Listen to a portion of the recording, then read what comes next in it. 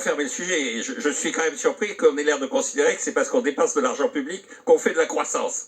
Bonne nouvelle, les États-Unis dépensent plus d'argent public que nous. Ah bon? Je rappelle quand même que le deuxième président des États-Unis, Adams, avait dit on détruit un pays de deux façons.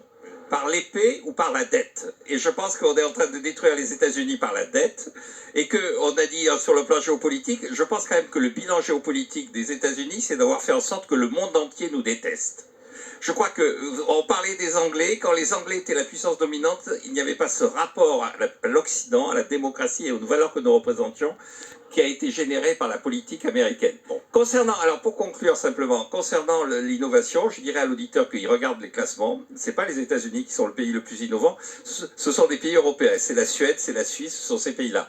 Et la deuxième remarque que je ferai concernant l'éducation, effectivement les Américains ils viennent chercher des gens qui sont formés en Europe. Pourquoi? Parce que le conseil d'administration d'Harvard vient d'annoncer qu'effectivement, dans les critères de sélection de leur corps enseignant, ils prendraient en compte le rapport à l'idéologie woke des candidats à leur...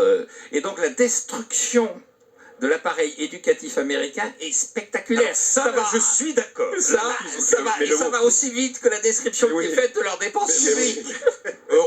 Je veux bien que vous disiez un mot, Roland Gillet. On va pas ouvrir un débat sur le wokisme. Mais non, c'est ce que j'allais dire. Si vous prenez le wokisme comme l'élément moteur de ce qui va faire la suite des États-Unis, alors ils sont vraiment très très mal partis. Mais on sait aussi quand même que ce n'est pas toutes les États-Unis qui fonctionnent avec ce type de raisonnement. Le MIT. Surtout le côté ouest. Oui. Mais écoutez, la Californie est dans un état sur le plan éducatif qui est absolument sidérant. Vous regardez le niveau moyen des étudiants en Californie, mais c'est niveau terminal encore aujourd'hui. C'est-à-dire quelqu'un qui est en master de mathématiques a le niveau d'un étudiant de terminale en mathématiques en France. Massacre à la tronçonneuse à Buenos Aires.